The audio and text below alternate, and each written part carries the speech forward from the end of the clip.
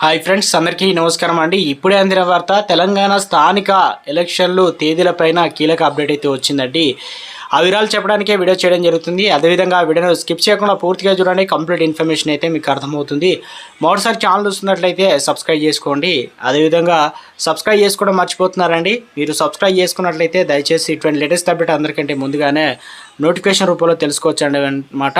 అదేవిధంగా లైక్ చేయడం మర్చిపోతున్నారు, దయచేసి లైక్ చేయండి. ఇక లేట్ చేయకుండా వివరాలకైతే వెళ్ళిపోదామండి. మనం పీసీసీ కొత్త అధ్యక్షుడిగా మహేష్ కుమార్ గౌడ్ ఆదివారం గాంధీ భవన్లో అయితే బాధ్యతలు అయితే స్వీకరించిన విషయం తెలిసిందే. అయితే ఇన్నాళ్ళు పీసీసీ చీఫ్గా ఉన్నటువంటి సీఎం రేవంత్ రెడ్డి ఆ బాధ్యతను మహేష్ కుమార్ గౌడ్కి అయితే అప్పగించారు. అనంతరం జరిగిన బహిరంగ సభలో సీఎం మాట్లాడుతూ, రాష్ట్రంలో అధికారంలో ఉన్నామంటే అది కార్యకర్తల శ్రమ అని, తమ ఎన్నికల కన్నా ఎక్కువ లోకల్ బాడీ ఎన్నికల కార్యకర్తలు గెలుపు కోసం కష్టపడతామని చెప్పారు.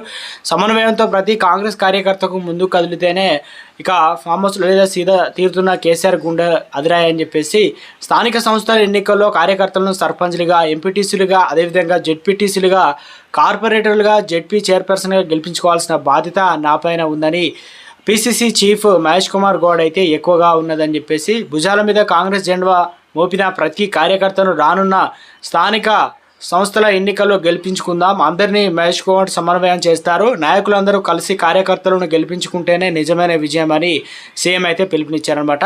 ఇక 2029 రాహుల్ గాంధీని ప్రధాని అయితే చేసుకుందామని చెప్పేసి, మొన్న గెలిచిన ఎన్నికలు సెమీఫైనల్, 2029 ఎన్నికలు ఫైనల్ అని సీఎం రేవంత్ రెడ్డి అయితే చెప్పారనమాట.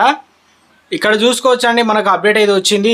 3 లేదా 4 నెలల్లో స్థానిక సంస్థల ఎన్నికలు నిర్వహిస్తామని సీఎం రేవంత్ రెడ్డి అయితే ప్రకటించారు.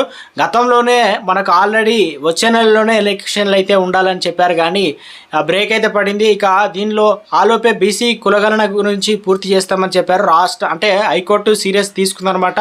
అదేవిధంగా రాష్ట్రంలో బీసీ జనాభా లెక్కల ప్రకారం తీయాల్సిన బాధ్యత తమపై ఉందని చెప్పేసి తెలిపారు.